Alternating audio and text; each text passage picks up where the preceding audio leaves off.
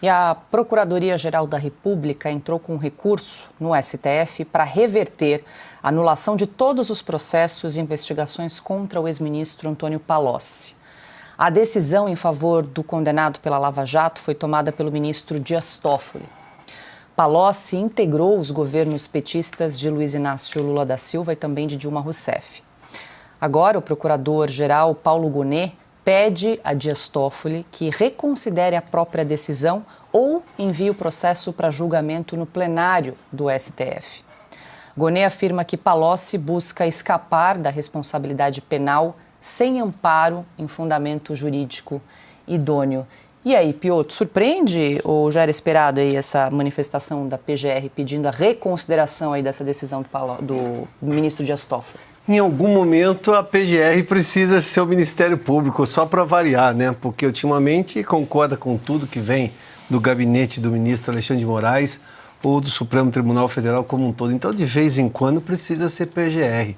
Mas a PGR, essa mesma PGR, voltando ao caso que citamos há pouco, disse que os advogados da Débora dos Santos estavam insistindo no mesmo tema quando pediam a prisão domiciliar dela, né? Ou seja, sair da prisão do presídio para a prisão domiciliar, dizendo que não, estão citando a mesma coisa. A mesma coisa naquele momento era uma jurisprudência do Supremo Tribunal Federal.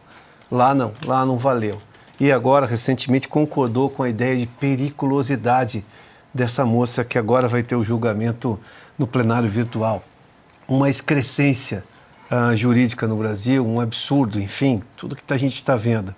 Mas o que ele pensa, por exemplo, e quais são as ações efetivas para combater, por exemplo, todas aquelas anulações de propina que o Toffoli tem concedido, o ministro Toffoli tem concedido? Este é o ponto.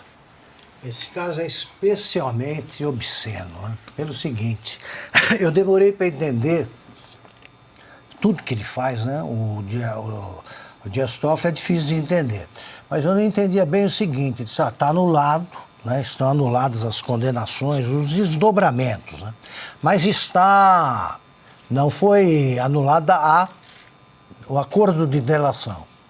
Só aí eu entendi o seguinte, porque ele saiu da cadeia porque contou a verdade. O Toffoli decidiu que a verdade é mentira, não vale. Mas manteve, o que ele diz, manteve essa parte da delação é o seguinte, manter a parte que favorece o Palocci. Ele continua solto. Sim. Ele contou a verdade para sair. O Toffoli disse que não é verdade, é mentira. Tanto que não vale. Mas mantém o ex-ministro que mentiu. É isso ou eu estou ficando louco? É o Brasil mesmo que está doido. E como? Se ele mentiu, ele tem que ficar preso. Mentir para a justiça. Se ele não mentiu, tem que ter validade. Como é que pode valer só a liberdade para quem se meteu em roubalheira, confessou a roubalheira, por causa disso saiu da cadeia, agora ele continua fora da cadeia e o juiz disse que o que ele falou não vale. Aí não dá.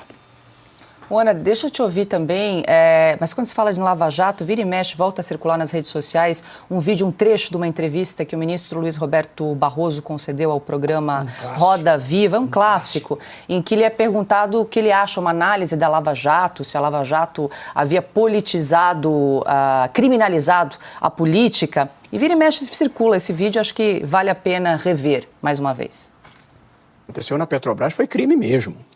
Não foi política. O que aconteceu na Eletrobras foi crime mesmo. O que aconteceu na Caixa Econômica Federal foi crime mesmo. O que aconteceu no crédito consignado foi crime mesmo. O que aconteceu nos fundos de pensão foi crime mesmo. Portanto, a gente não deve criminalizar a política nem politizar o crime. Desvio de dinheiro, de gerente devolvendo 150, 180 milhões de reais, não é possível alguém achar isso natural. Isso não é política, isso é bandidagem. Portanto, houve uma quantidade impressionante de coisas erradas entranhadas na estrutura do Estado. A corrupção no Brasil foi uma criminalidade estrutural e institucionalizada e sistêmica. E eu acho que verdadeiramente a Lava Jato ajudou a desvendar isso e a mudar a cultura de impunidade no país. Eu não sou um revisionista nessa matéria, não. É claro que você pode encontrar um erro aqui, um erro ali. Agora, todos os melhores advogados criminais do país, de lupa, acho que acharam muito pouca coisa errada para você desacreditar a operação. E ela mudou o Brasil.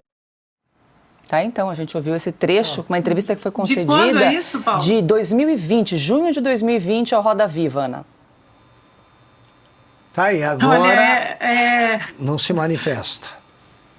Não, exatamente, Augusto. Não se manifesta. É impressionante a esquizofrenia, né? Eles são bipolares nesse sentido. A PGR é assim, né? O Piotr estava comentando sobre a PGR, que resolveu ser Ministério Público agora, mas que no vídeo da ameaça do Alexandre de Moraes ao Mauro Cid incluir o pai, a filha e a esposa, tá lá o Gonê congelado, né? De cabeça baixa. O próprio Alexandre de Moraes, o Augusto tem um artigo maravilhoso, maravilhoso aqui na Oeste, do Alexandre de Moraes de ontem e o Alexandre de Moraes de hoje. O Augusto entrevistando o Alexandre de Moraes, aquele que escreveu um livro sobre a Constituição, né, e que disse lá atrás sobre a manifestação da liberdade de expressão, como a liberdade de expressão é protegida na nossa Constituição. Lembram daquele vídeo? Não quer ser criticado, não entre para a vida pública. Aquele Alexandre de Moraes também, né, desapareceu. O próprio Gonê também, eu não sei se alguém já perguntou para o Gonê o que ele pensa da declaração, da manifestação da subprocuradora-geral, a Lindora Araújo, dizendo que o perdão constitucional do presidente Jair Bolsonaro ao Daniel Silveira é válido e que Daniel Silveira precisa estar em casa, solto, sem tornozeleira, sem nada. O Gonê não tem nada para falar sobre isso, a PGR já se manifestou. E agora, para a lista, né, dos esquizofrênicos do nosso judiciário, vem o ministro Barroso. 5 anos apenas. 5 anos apenas. Talvez nem 5 anos, né? 5, pouco mais de 4 anos. O Barroso defendendo a Operação Lava Jato. Não sou revisionista, ele fala. Não sou revisionista nesse caso.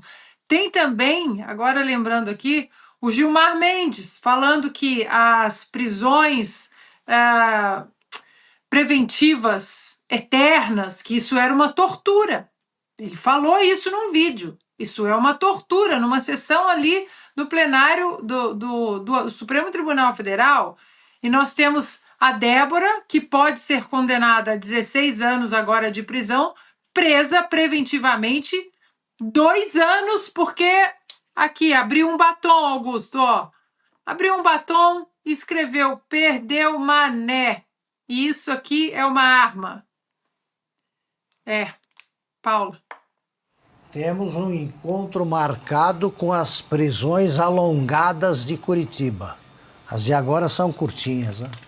Piotr, rapidamente para fechar. Não, e o ministro Barroso disse ali, advogados das melhores bancas viram com lupa aquilo e não encontraram problemas nos processos. Esses mesmos advogados acompanharam aqueles empresários que fizeram um acordo de leniência, que confessaram e que aceitaram devolver o dinheiro que agora o Toffoli está, digamos, devolvendo de novo. E aí, ministro Barroso, não é o caso de se manifestar sobre o que está acontecendo agora? Pronto, Paulo, era só isso.